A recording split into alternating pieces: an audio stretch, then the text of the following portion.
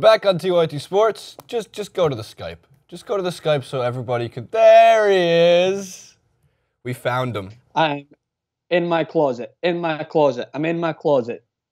That's where I am. It's my apartment, Jason. How is it? It's like a closet. How's the New York? It's Francis? good. It's been great. It's been a great experience. New York is a fantastic city, but I don't know if it's the best city to move into because I have to like carry couches like 10 blocks because I don't have a car out here. So it's definitely an experience. But one thing that has to be said is that I miss the lads. I watched a little clip that Mary put together of some of our best moments and missed them.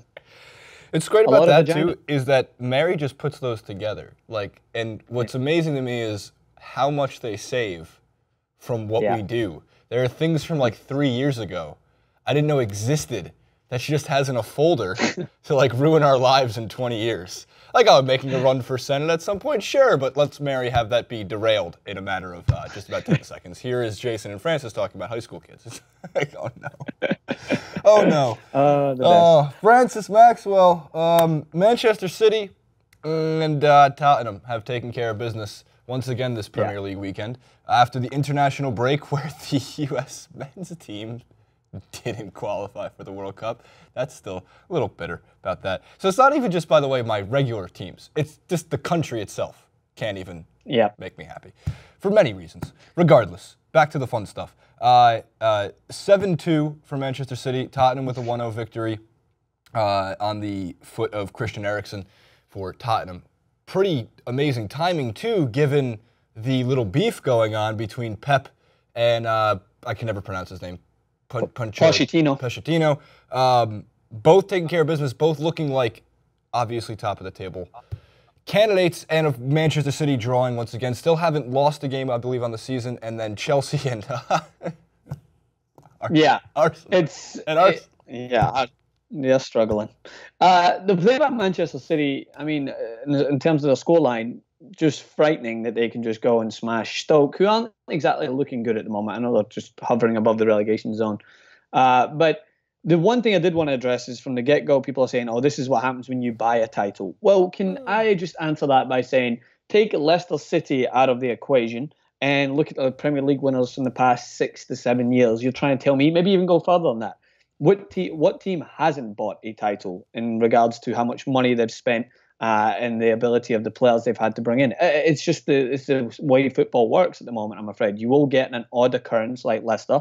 But now you look at Leicester City. They fall victim to the same basically food chain that they somehow found a blip in. They're now sitting in a relegation zone because they had to sell N'Golo Kante, and they're struggling. But you can't blame Manchester City for going out and buying players if you're not going to blame the entire system itself. But in regards to what Pep Guardiola addressed, he saw the weakness at fullback. I mean, they've got so much depth in that squad. They've got this is a team without Sergio Aguero fully fit. As we know, he went through that car accident, still recovering the health. But Gabriel Jesus can't stop scoring. Leroy Sane and Sterling in the wide areas are frightening. But the man who's standing out to me above all else at the moment is Kevin De Bruyne. And he does this at the start of every season, which petrifies teams, but then sometimes goes a little cold, in my opinion. But at the moment, he looks so good simply because he has got the space and the freedom to work in a system that I think always benefits the likes of Kevin De Bruyne, but at the moment, they cannot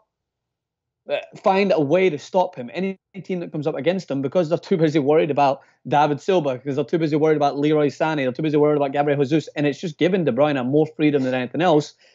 And on top of that, Manchester City's defence look pretty decent. I know they conceded 2 goals against Stoke, but at the moment, they look pretty decent, in my opinion. So it's all smiles for Manchester City. Guardiola's getting a little bit confident with his comments towards Pochettino. I didn't think those were the best, but calling him Harry Kane's team. But I think, I mean, he's just causing a little bit of outrage, I guess. On the Guardiola note, I thought it was really funny that he had so many words for Pochettino, but he had like no words to describe why they're scoring so much. They asked him, he goes, I don't know. I don't know how we've put on this scoring record. I did think it was like a goal and a half. I know they technically conceded 2, but it like kind of banked off Kyle Walker's hip and in. It was almost an own goal. I think it was considered an own goal, which for a guy who, as you've noted multiple times, coming over from Tottenham this season, right? Kyle Walker came from Tottenham. He knows how to play defensively sound in the Premier League. So like no harm, no foul. In the end, it was a 7-2 victory, but it was closer than the scoreline suggested at one point.